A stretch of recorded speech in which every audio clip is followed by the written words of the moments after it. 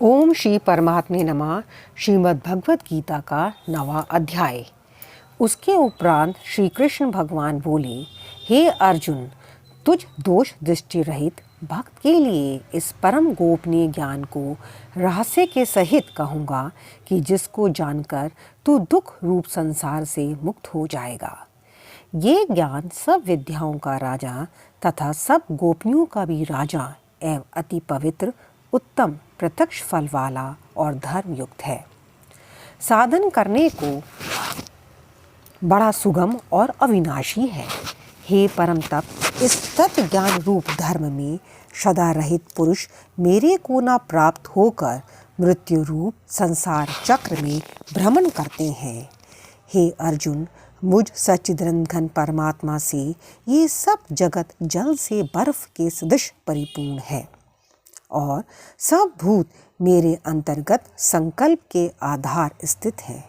इसलिए वास्तव में मैं उनमें स्थित नहीं हूँ और वह सब भूत मेरे में स्थित नहीं है, क्योंकि मेरी योग माया और प्रभाव को देख कि भूतों का धारण पोषण करने वाला और भूतों को उत्पन्न करने वाला भी मेरी आत्मा वास्तव में भूतों में स्थित नहीं है। क्योंकि जैसे आकाश से उत्पन्न हुआ सर्वत्र विचरने वाला महान वायु सदा ही आकाश में स्थित है, वैसे ही मेरे संकल्प द्वारा उत्पत्ति वाले होने से संपूर्ण भूत मेरे में स्थित है, ऐसे जान। हे अर्जुन, कल्प के अंत में सब भूत मेरी प्रकृति को प्राप्त होते हैं, अर्थात प्रकृति में लय होते हैं और कल्प के आदि में उनको मैं फिर रचता हूँ। कैसे कि अपने त्रिगुणमयी माया को अंगीकार करके स्वभाव के वश में परतंत्र हुए इस संपूर्ण भूत समुदाय को बारंबार उनके कर्मों के अनुसार रचता हूँ। हे अर्जुन, उन कर्मों में आसक्ति रहित और उदासीन के सदृश स्थित हुए मुझ परमात्मा को वह कर्म नहीं बांधते हैं। हे अर्जुन, मुझ अधिष्ठाता के साकाश से यह मेरी माया चराचर सहित सर्व जगत को रचती है और इस ऊपर कहे हुए हेतु से ही यह संसार आवागमन रूप चक्र में घूमता है। ऐसा होने पर भी संपूर्ण भूतों के महान ईश्वर रूप मेरे परम भाव को न जानने वाले मूढ़ लोग मनुष्य का शरीर धारण करने वाले मुझ परमात्मा को तुच्छ समझते हैं, अर्थात अपनी योग माया से संसार के उद्धार के लिए मनुष्य रूप में विचरते हुए को साधारण मनुष्य मानते हैं, जो कि वृथा आशा, वृथा कर्म और वृथा ज्ञान वाले अज्ञानी जन राक्षसों के और असुरों के जैसे मोहित करने वाले तामसी स्वभाव को ही धारण किए हुए हैं। परंतु हे कुंती पुत्र, देवी प्रकृति के आश्रित हुए जो महात्मा जन हैं, वह तो मेरे को सब भूतों का सनातन कारण और नाश रहित अक्षर स्वरूप जानकर अनन्य मन से युक्त हुए निरंतर भजते हैं। वह दृढ़ निश्चय वाले भक्तजन निरंतर मेरे नाम और गुणों का कीर्तन करते हुए तथा मेरी प्राप्ति के लिए यत्न करते हुए और मेरे को बारंबार प्रणाम करते हुए सदा मेरे ध्यान में युक्त हुए अनन्य भक्ति से मुझे उपासते हैं। उनमें कोई तो मुझ विराट स्वरूप परमात्मा को ज्ञान यज्ञ के द्वारा पूजन करते हुए एकत भाव से, अर्थात जो कुछ है सब वासुदेव ही है, इस भाव से उपासते हैं और दूसरे प्रत्यक्ष भाव से, अर्थात स्वामी सेवक भाव से और कोई कोई बहुत प्रकार से भी उपासते हैं।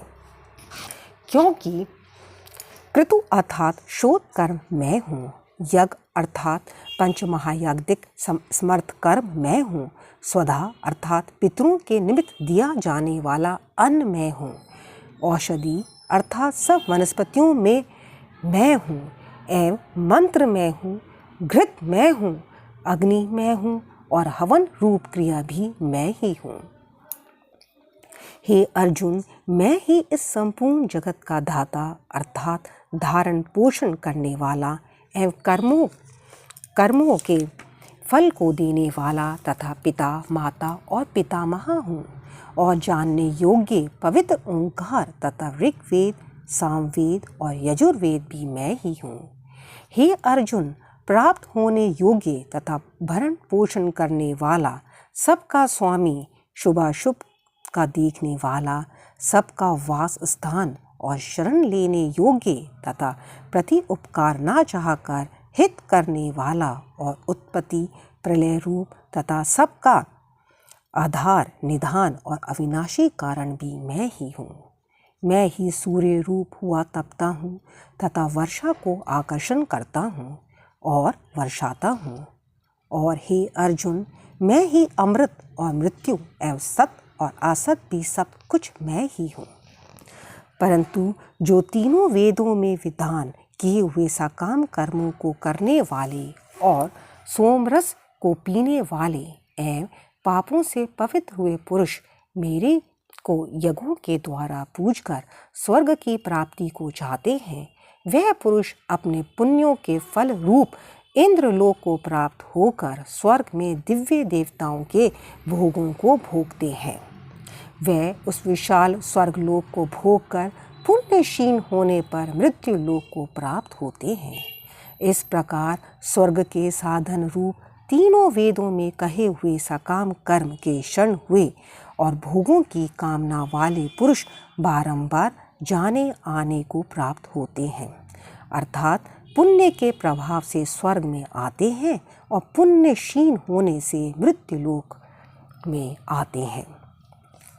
जो अनन्य भाव से मेरे में स्थित हुए भक्तजन मुझ परमेश्वर को निरंतर चिंतन करते हुए निष्काम भाव से भजते हैं, उन नित्य एक ही भाव से मेरे में स्थिति वाले पुरुषों का योग क्षेम मैं स्वयं प्राप्त कर देता हूँ।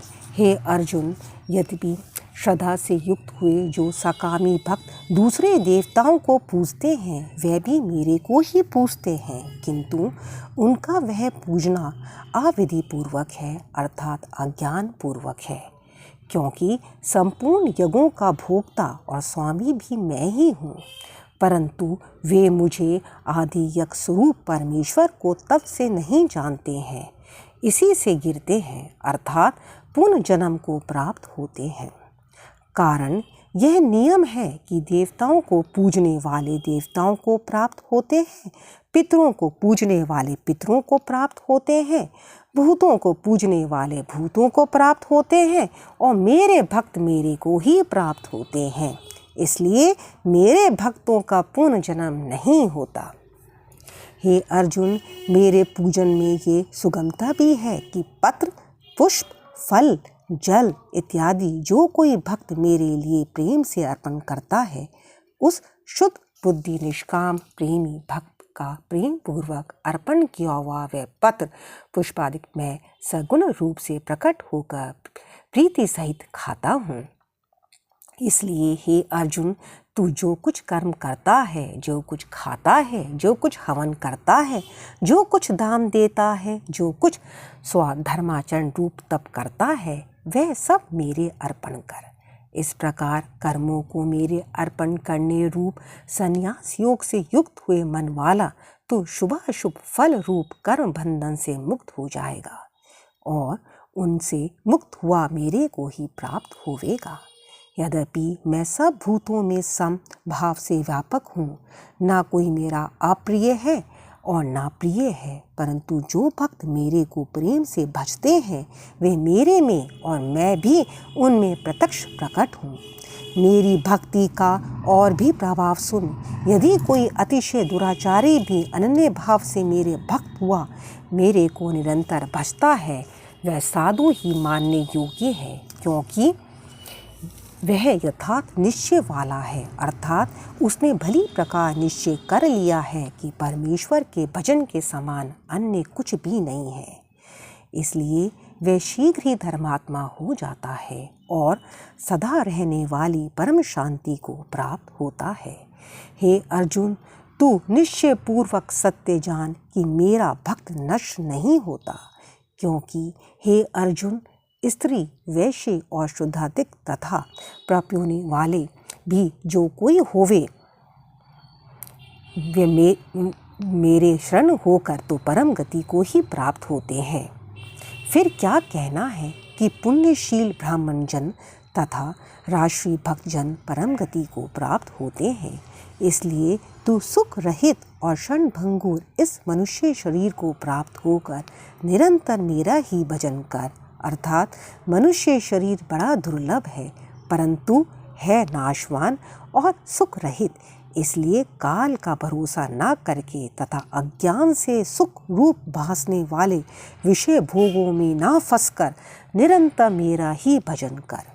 केवल मुझ सच्चिदानंद घन वासुदेव परमात्मा में ही अनन्य प्रेम से नित्य निरंतर अचल मन वाला हो और मुझ परमेश्वर को ही सदा प्रेम सहित निष्काम भाव से नाम गुण और प्रभाव के श्रवण कीर्तन मनन और पठन पठान द्वारा निरंतर भजने वाला हो तथा मुझ शंख चक्र गदा पद और किराट कुंडल आदि भूषणों से युक्त पीताम्बर वनमाला और कौस्तुभ मणिधारी विष्णु का मन वाणी और शरीर के द्वारा सर्वस्व अर्पण करके अतिशय श्रद्धा भक्ति और प्रेम से विह्वलता पूर्वक पूजन करने वाला हो और मुझ सर्वशक्तिमान विभूति बल ऐश्वर्य मधुर्य गंभीरता उदारता वत्सल्य और सुहृदता आदि गुणों से संपन्न सबके आश्रय रूप वासुदेव को विनय भाव पूर्वक भक्ति सहित साष्टांग दंडवत प्रणाम कर।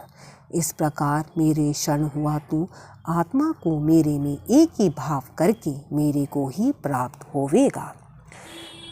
इति श्रीमद् भगवद गीता रूपी उपनिषद एवं ब्रह्मा विद्या तथा योग शस्त्र विषयक श्री कृष्ण और अर्जुन के संवाद में राज विद्या राज गुहा योग नामक 9वां अध्याय। हरे कृष्णा।